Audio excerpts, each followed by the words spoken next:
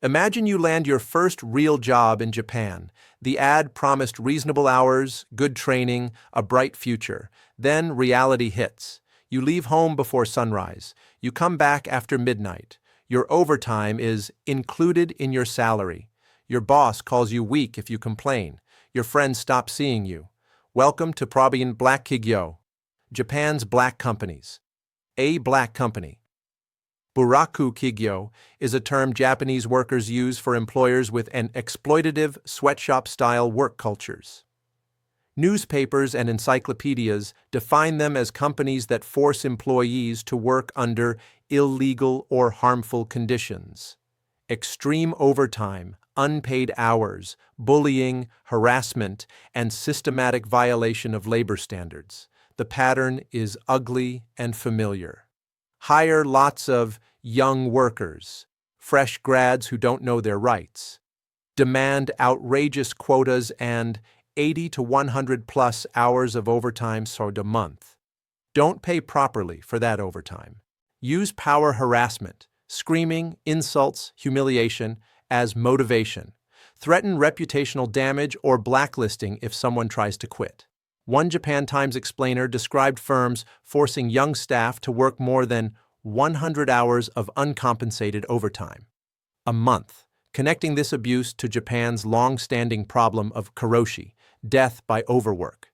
This isn't just rumor. Japan's Ministry of Health, Labor, and Welfare tracks overwork-related damage every year. In a fiscal 2024, they officially recognized 1,304 cases of deaths and health disorders linked to overwork, including 247 strokes or heart problems and over 1,000 mental health cases with 89 suicides or attempted suicides.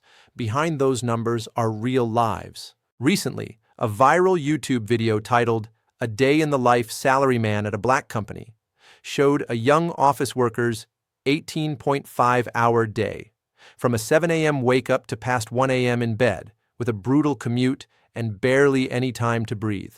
Millions watched in shock as he whispered how exhausted and empty he felt. Black companies thrive on a few toxic beliefs. That loyalty is measured by how long your chair is warm, that leaving before your boss is shameful. That burning out is better than burdening your team. To fight back, the Japanese government has tightened overtime limits, capping legal overtime at under 100 hours per month and an average of 80 hours over several months. Published karoshi white papers, and named and shamed some extreme offenders as black companies. But enforcement is uneven, and culture changes slowly. Many workers still fear retaliation if they report abuse. Some stay because of debt, family pressure, or simple exhaustion. Others finally escape, only to receive threatening letters demanding money or accusing them of betrayal. Here's the hard truth. Japan's Black Kigyō are not unique to Japan.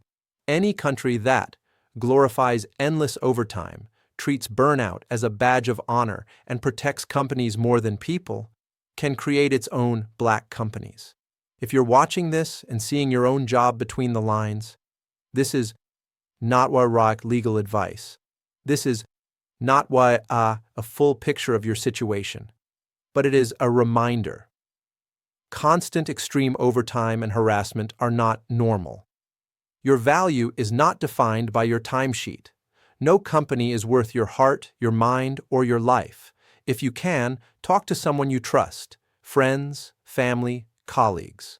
Look for labor unions, worker hotlines, or legal aid in your country. Even just documenting what's happening is a first step. Tell me in the comments, do you think your country has its own black companies?